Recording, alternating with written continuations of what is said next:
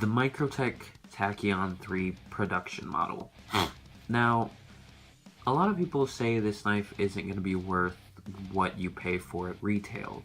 Well, I'm here to tell you differently. This knife retails for about $280. I must say, it's worth more than that, at least to me. Now let's go over the specs of this. First, we'll start off with the handles. They are made of cast aluminum, very nice, sturdy aluminum. It has a ball bearing system, ceramic, which makes for very smooth action. It has a dual tang pin design, where the tang pins hit these cups on either side of the handles. Its blade material is M390 steel, and the version I have here has the apocalyptic finish on it. It has an unsharpened swedge, very smooth, great for flipping. Comes with a steel pocket clip, also very nice.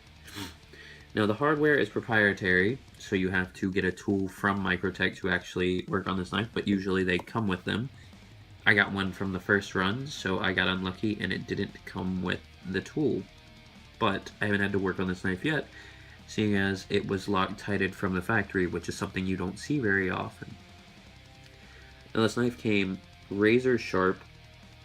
The steel would not dull no matter how much I used it, so eventually I did take a file to it because I cannot flip very sharp. I don't trust myself that much yet. The tip has now been knocked off. That was by accident. I dropped it on the floor. And this knife is probably, or definitely, the smoothest knife I've ever flipped. The bearings here make for the smoothest action I've ever felt on a knife. And it also makes it to where there is absolutely no play in the handles. I'm having to put a bit of force behind that to get them to even move up and down. Now, I've flipped quite a few high quality, high priced knives now. I've flipped, of course, this, a BRS replicant, 2 Flytanium 51s, a Chimera 7, and I got lucky enough to flip a Benchmade 42, but I've never owned one, sadly. I will one day. And out of all the knives I've flipped, this only falls just below the replicant. The replicant had a bushing system, and it was just altogether a very well put together knife. I called it the perfect knife, as you remember.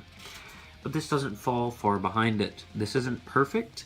I don't like the dual tang pen design. I really wish they would have gone with Zen pens, because I really do like Zen pens. My handles have not worn to the point of touching. Hopefully they never will, but there is a chance that they could. Hopefully not. I do like that this has channel construction handles. Aluminum, sandwiched aluminum doesn't ever make for a good knife. But channel aluminum seems to work very, very well. The shape of the handles is very nice. It starts off thick and then chamfers down to a thinner style handle. This makes good for manipulation down here for spinning. Like if you were to choker fan, you take it here and you spin it around, it's rounded and it's very nice. It doesn't irritate your hands at all. And you've got these cutouts here, which make for great grip when doing just basic manipulation. Your thumb and pointer finger fit in there perfectly. It doesn't mess, like it doesn't feel weird or mess with your flipping at all. Oh god, that was a voice crack, guys. And I like the cutouts in the blade. It just makes, it takes a bit of the blade weight off. This knife is blade heavy, which a lot of people say that makes chaplaining for a long time impossible. I'd like to tell you different because it does not affect my chaplaining at all. Yeah. If I had to rate this knife, I'd give it a 9 out of 10. I gave the BRS replicant a 10 out of 10, and like I said, this isn't far behind that, so it deserves a 9 out of 10 from me. So yeah, guys, that has been the review. The Microtech Tachyon 3 gets a 9 out of 10 from me. It is the smoothest knife I've ever flipped. As always, guys, I hope you enjoyed the video. If you did, give it a like. If you didn't, give it a dislike, and I will see you in the next one. Peace.